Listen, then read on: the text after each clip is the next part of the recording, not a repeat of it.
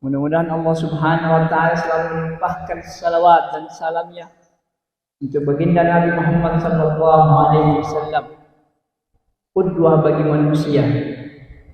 Laqad kana lakum fi Rasulillahi uswatun hasanah liman kana yarjullaha wal yawmal akhir. Mudah-mudahan Allah Subhanahu wa taala senantiasa mencurahkan salawat dan salam untuk Nabi baginda Nabi sallallahu alaihi wasallam, untuk keluarganya, dan untuk semua kita yang mencintai Nabi sallallahu alaihi wasallam. Alhamdulillah, pada hari ini kita berkumpul di salat zuhur berjamaah ini di masjid yang megah, yang terasa tenang suasananya, sejuk suasananya. Maka patut kita bersyukur kepada Allah Subhanahu wa taala. Pada kesempatan ini saya ingin memberikan satu wasiat yang diulang-ulang. Wasiat ini seringkali diulang-ulang, dan saya ingin mengulang kembali wasiat ini dengan perspektif yang berbeda, dengan sudut pandang yang berbeda, yang mudah-mudahan kita bisa memahami dengan baik dan bisa mencermatinya dengan baik, menghayati dan menjalankannya. Ayat yang sering dibacakan oleh para khatib Jumat, yang telah saya bacakan di awal tadi, bahwa Allah Subhanahu wa taala menyebutkan di dalam firman-Nya untuk meminta kepada kita semuanya untuk bertakwa kepada Allah Subhanahu wa taala, untuk menjaga takwa kita kepada Allah Subhanahu wa taala. Karena takwa itu adalah kunci pembuka segala masalah. Takwa itu adalah solusi atas seluruh problem kehidupan manusia. Sebagai mukmin, takwa itu bisa memberikan solusi atas segala masalah yang kita hadapi, atas semua pekerjaan yang kita hadapi. Pekerjaan apa saja jika dilandasi dengan takwa, maka Allah akan tolong, maka Allah akan bantu. Karena ini yang sudah Allah Subhanahu wa taala katakan di dalam Al-Quran, di dalam firman-Nya, bahwa siapa yang bertakwa kepada Allah Subhanahu wa taala, "Man yattaqillaha", barang siapa yang bertakwa kepada Allah taala, yaj'al lahu makhraja, dia akan menjadikan untuknya orang yang bertakwa tadi makhraja, jalan keluar. Dalam perspektif bahasa, kalimat makhrajan menggunakan fi'il isim nakirah, isim yang bersifat umum. Isim yang bersifat umum, yang meliputi apa saja. Kata makhrajan, tempat keluar. Kalimat makhrajan itu artinya tempat keluar, yang kita terjemahkan menjadi solusi, tapi menggunakan pengertian isim nakirah, isim yang bersifat umum. Artinya manusia mukmin memiliki masalah apa saja, memiliki problem apa saja, memiliki pekerjaan apa saja. Ketika pekerjaan tersebut, problem tersebut didasari, penyelesaian didasari dengan takwa kepada Allah Subhanahu wa taala, maka Allah akan kasih jalan solusinya. Dalam hal perkara apa saja. Ketika dia menjadi bisnismen, ketika dia menjadi aparatur negara, ketika dia menjadi aparatur pemerintahan, ketika dia menjadi aparatur keamanan, ketika dia menjadi seorang guru, ketika dia menjadi seorang pedagang, ketika dia menjadi seorang bersebagai apa saja, ketika dia melandasi seluruh aktivitas dia di atas takwa, maka Allah akan berikan solusi atas seluruh pekerjaannya dan solusi atas seluruh problem. Karena itu Allah Subhanahu wa taala menyebutkan dalam ayat yang lain, yang seringkali kita memahaminya kurang tepat. Karena itu saya ingin sampaikan, mengulang kembali ayat ini, di mana Allah Subhanahu wa taala menyebutkan inna akramakum indallahi atqakum. Inna akramakum, sesungguhnya orang yang paling mulia di antara kalian semuanya, wahai manusia, indallahi, di sisi Allah Subhanahu wa taala, adalah atqakum, orang yang paling bertakwa di antara kalian.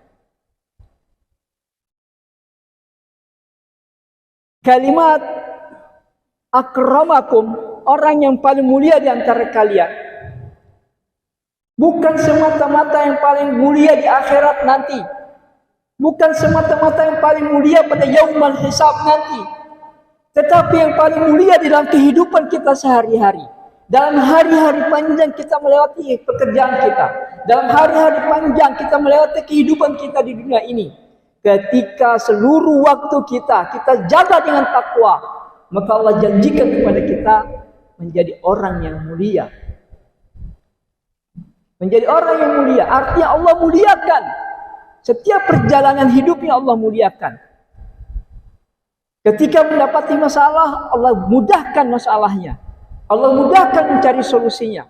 Ketika dia mengejar satu pekerjaan, mengejar suatu tujuan, Allah mudahkan dia berjalan menuju tujuan. Karena dia adalah orang yang sudah dimuliakan oleh Allah Subhanahu wa taala. Jadi takwa itu dampaknya datang langsung di dunia ini. Hari ini kita bertakwa, hari ini kita tanamkan rasa takwa kita kepada Allah Subhanahu wa taala. Maka besok dan lusa Allah akan datangkan balasannya, Allah akan berikan hasilnya di dunia ini. Yang hasil yang telah nyata Allah janjikan adalah akramakum indallah, menjadi orang yang mulia di sisi Allah. Tinggal kita memilih, apakah kita ingin menjadi orang yang mulia di sisi Allah atau orang yang terhina di sisi Allah. Seluruh manusia pasti akan memilih bahwa dia ingin menjadi orang yang paling mulia di sisi Allah Subhanahu wa taala. Lalu bagaimana cara menuju takwa itu? Nabi sallallahu alaihi wasallam mewasiatkan kepada kita. Sebelum wafatnya Nabi sallallahu alaihi wasallam memberikan wasiat kepada kita.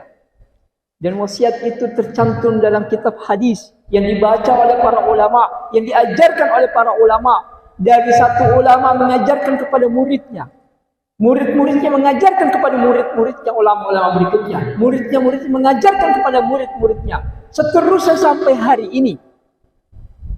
Wasiat itu adalah Nabi sallallahu alaihi wasallam menyebutkan, taraktu fiikum amraini, aku telah meninggalkan untuk kalian dua perkara, in tamassaktum bihima, jika dua perkara ini kalian pegang dengan baik, lan tadillu abadan, kalian tidak akan tersesat selamanya. Karena dua perkara ini adalah jalan menuju takwa.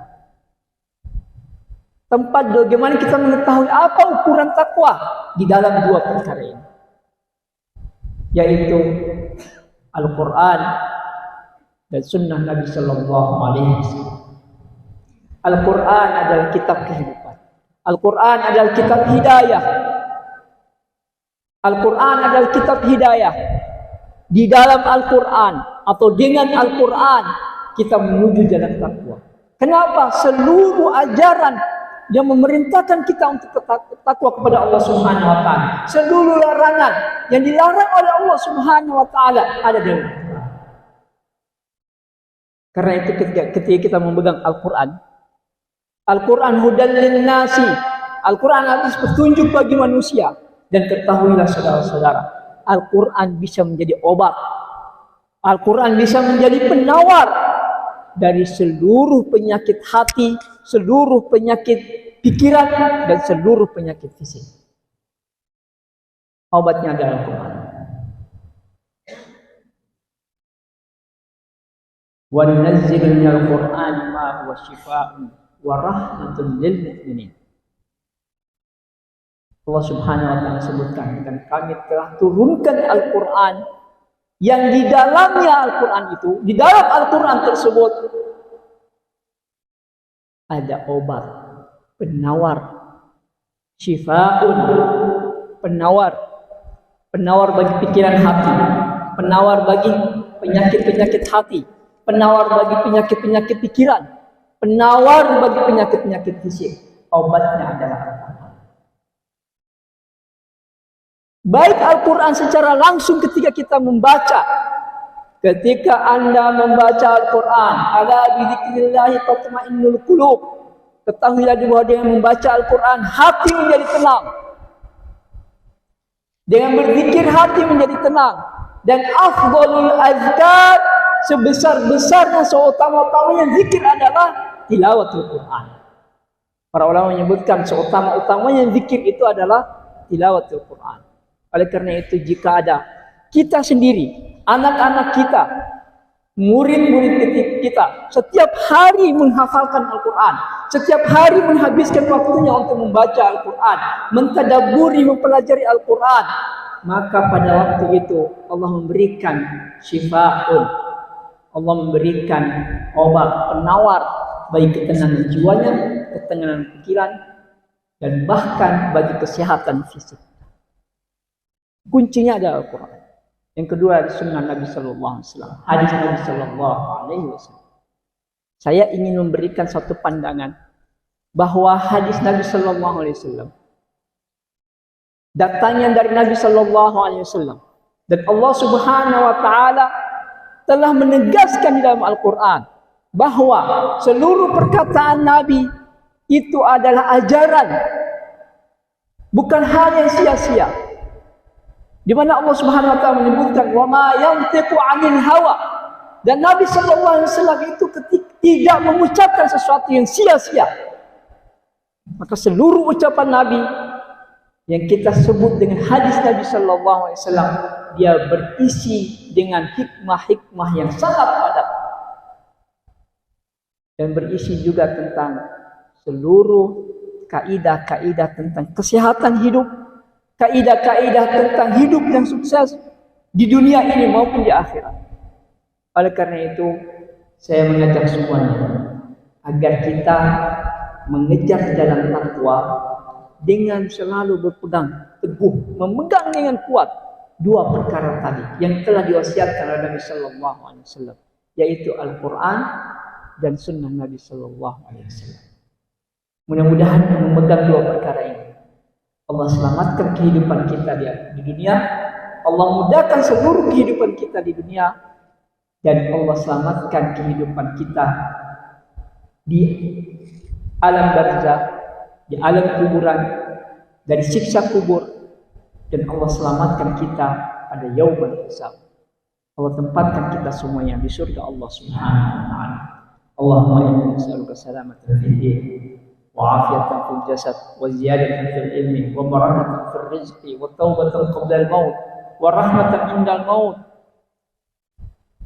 اللهم هون علينا في سكرات الموت، والنجاة من النار، والعفو عند الحساب. اللهم أدخلنا جنتك فردوس الأعلى. ربنا آتنا في الدنيا حسنة وفي الآخرة حسنة وقنا عذاب النار. صلى الله على نبينا محمد وعلى آله وأصحابه أجمعين. السلام عليكم ورحمة الله وبركاته.